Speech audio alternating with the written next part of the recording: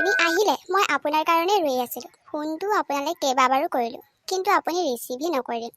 মই কেতিয়াবাতে ওলাই ৰৈ আছিলোঁ। মোৰ কাৰণে কিয় ৰৈ আছা তুমি? নহয় মানে ৰাতিপুৱা মায়ে কৈছিল যে আমাক মাহীৰ ঘৰলৈ যাবলৈ। মই দেখোন তেতিয়া কৈছিলোঁ মই যাব নোৱাৰোঁ, মোৰ কাম আছে। কিন্তু মায়ে ক'লে মোক ওলাই ৰৈ থাকিবলৈ। আপুনি যাব বুলি কোৱাতহে মই ওলাই ৰৈ আছিলোঁ। মই ৰাতিপুৱাতে কৈছিলোঁ যে নাযাওঁ, এইবোৰ কামত মোৰ ফুৰিবলৈ সময় নাই। আৰু এনেদৰে ফোন কৰি মোলৈ নাথাকিবা। মই এনেই নাথাকোঁ, মই মানুহটো কামত থাকোঁ। কামৰ সময়ত এনেদৰে ফোন কৰি থাকিলে মই বেয়া পাওঁ। মই এনেই ওলালোঁ। বোৱাৰী, বাবা আহিল নি? মা, তেখেত আহিল, কিন্তু মাহীৰ ঘৰলৈ যাব নোৱাৰোঁ বুলি কৈছে। তেখেতৰ হেনো কাম আছে। হয় নেকি? তেতিয়াহ'লে কাপোৰ কানিখিনি তুমি চেঞ্জ কৰি লোৱাকৈ যোৱা। সি ফ্ৰী হ'লে বেলেগ এদিনাখনে তোমালোক যাবাগে।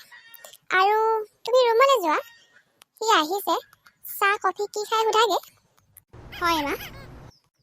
মায়ে ৰুমলৈ যোৱাৰ কথা কৈছে। মোৰ যে ৰুমলৈ যাবলৈ ভয় লাগিছে। তেখেত কামৰ পৰা আহিছে, মই গৈ যদি এতিয়া ৰুমত সোমাওঁগৈ, তেখেতৰ মুডটোৱে বেয়া হৈ যাব। আৰে তুমি ইয়াতে ৰৈ আছা যে, যোৱা আকৌ। বাবা সোধাগে, সি চাহ খাবলৈ কফি খাব। মা, গৈছোঁ। বিয়াৰ পিছৰে পৰা দেখিছোঁ বাবাই খুব মনটো মাৰি থাকে। সি বিচাৰিলেও আমি কিছুমান কাম অলপ ভাবি চিন্তি কৰোঁ। তাৰ বিচৰা ধৰণে আমি কৰিব নোৱাৰোঁ নহয়। বৰ্ণালীক এইখন ঘৰলৈ নানো বুলি মালাক এমাহৰ ভিতৰতে এইখন ঘৰৰ বোৱাৰী কৰি আনিছোঁ। সঁচাকৈ বৰ্ণালীয়ে সেইদিনাখন ঠিক কথাই কৈছে। মোৰ যদি অলপ সাহস থাকিলহেঁতেন, আজি মালা নহয় বৰ্ণালী এইখন ঘৰৰ বোৱাৰী হ'লহেঁতেন। আপুনি মুখ হাত ধুই ফ্ৰেছ হৈ লওক, মই চাহ বনাই আনোগৈ। কোনো দৰকাৰ নাই, মই বাহিৰতে খাই আহিছোঁ। তেখেতে মোক একেবাৰেই দেখিব নোৱাৰে। যদি তেখেতৰ মোক বিয়া পতাৰ ইচ্ছাই নাছিল, তেখেতে আগতে কিয় নক'লে? সুখে দুখে যিজন মানুহৰ লগত একেলগে খাম বুলি বিয়া হৈছিল, সেইজন মানুহক ওচৰত এতিয়া আগত ওলাবলৈ মোৰ ভয় লাগে। প্ৰতিটো দিন এনেদৰে ভয়কৈ জীয়াই থকাটো মোৰ বাবে কঠিন হৈ পৰিছে। মালাক দেখা মাত্ৰকে মোৰ খংটো কিয় ইমান উঠে মই নিজে নাজানো। বাবা, মই দেখিছোঁ এইকেইদিন তুমি খুব মন মাৰি আছা আৰু মালাকো বৰ ভাল ব্যৱহাৰ কৰা নাই। কথাটো কি?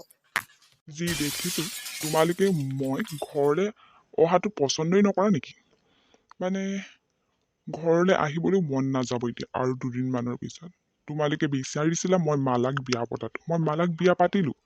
এতিয়া তোমালোকতো সুখী, এই বিষয়ে আৰু মোক কুৱেশ্যন কৰি নাথাকিবা। নহয় বাবা, এইকেইদিন মালাও খুব মন মাৰি আছে। তাই লোকৰ ঘৰৰ পৰা অহা ছোৱালী। তাই যদি তোমাৰ পৰা এনেদৰে ব্যৱহাৰ পায়, তাইৰো ভাল নালাগেতো। আমিতো তোমালোকৰ ভাল হোৱাটোৱে বিচাৰোঁ।